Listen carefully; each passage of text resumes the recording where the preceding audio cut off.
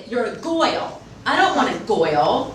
It was the fall of 1996 and I was on the phone with William Goldman. Yeah, that William Goldman, writer of The Princess Bride, All the President's Men, Butch Cassidy and the Sundance Kid. That legend, he had just turned 65 and he decided to give his papers to the library at Columbia University, which is where I was in film school, and I had been asked to help him pack up his office. Only he didn't want me to. More specifically, he didn't want a goyle. He barks into the phone. Well, at least let me get a look at you. I was terrified of meeting the legend, of having him get a look at me, whatever that meant. Don't worry, nothing bad, nothing dirty. More importantly, I was terrified he was going to replace me with some football player. So I go across town and I'm thinking the whole way, William Goldman, legend man, you're going down. You are going to teach me how to be a great screenwriter and win 2 Oscars just like you, so help me God. God help me. Bill capitulated, crabbily. Come by the office next week, he said. It should only take a few days. Okay, here's the story on The Office. He hadn't been in there for years. His wife had left him suddenly. It was shocking and devastating, and he was so upset about it. And somehow that office came to represent everything that had gone wrong with his life, with him as a human being. And one day he walked out and he didn't go back until essentially I walked back in with him. The office was a 1-bedroom apartment in a building near his house. Since he couldn't bear to go in by himself, we met in the lobby. We went up together, we walked in, he pointed at a few shelves, he said what was on them, and then he fled. He was there less than 10 minutes. But he left me with the key and orders to call him next week to set up an appointment. And I want to make this clear. I was in William Goldman's apartment alone with the key, with 40 years of research and writings, and he thought this was going to take a few days. I was going to make this journey last as long as I could. I didn't have to do anything to make that happen.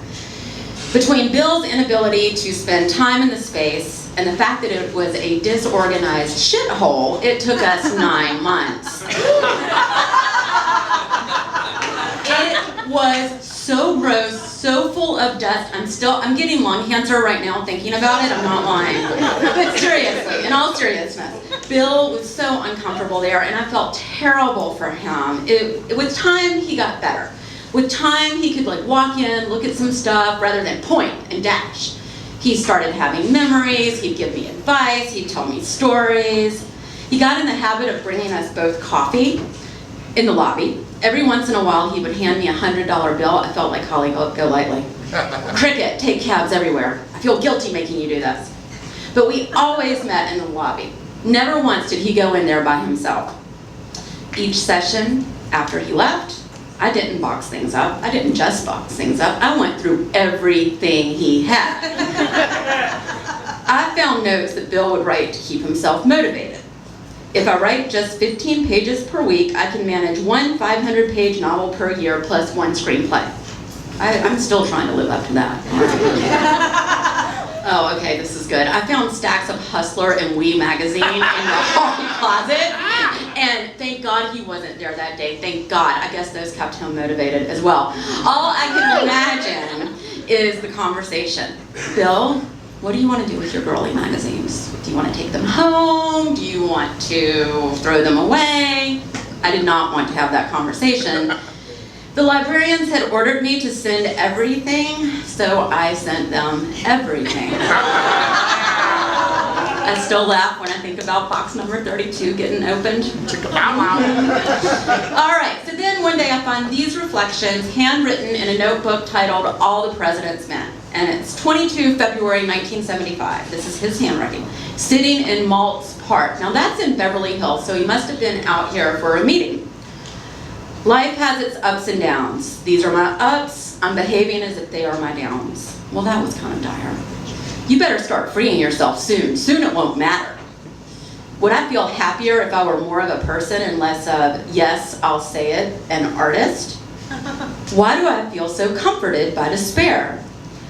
So, y'all, it was February 22nd, 1975, and this man was at the height of his career. No, he was in the middle of a very long winning streak, and there he was sitting on a park bench in Beverly Hills full of as much fear and self-loathing as every single artist I have ever known and ever met since. And I was like, what?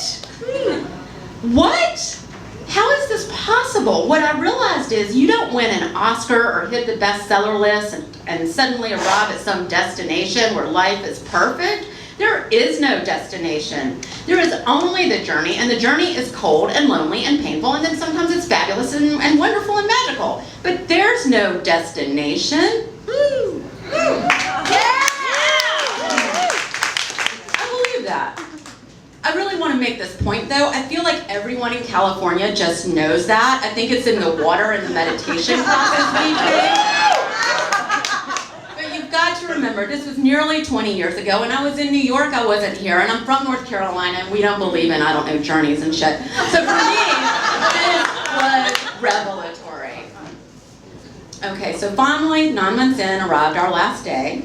I go to meet Bill in the lobby as usual, and he's not there. That is not like him. He is always on time, incredibly punctual. So I go up to the office to call, and the door's unlocked. It's open. Bill is inside. Oh my God, Bill is inside. He's in the office alone. I immediately know what this means, and I start crying. Somehow our journey through the dust and the papers and that anguish over the dissolution of his marriage, he had worked through it. And now he was standing in the middle of the living room, holding something out. I really wish I could remember what. And he was saying, Cricket, look what I found. Oh, here, I got you coffee. And I wanted to say something, I really did, but this moment, this transformation felt so precious and fragile and personal and new, I couldn't say a thing. I just wiped away a tear, stifled a sob, took my coffee, and said, Bill, hi, what did you find? Show me. Thank you. Well,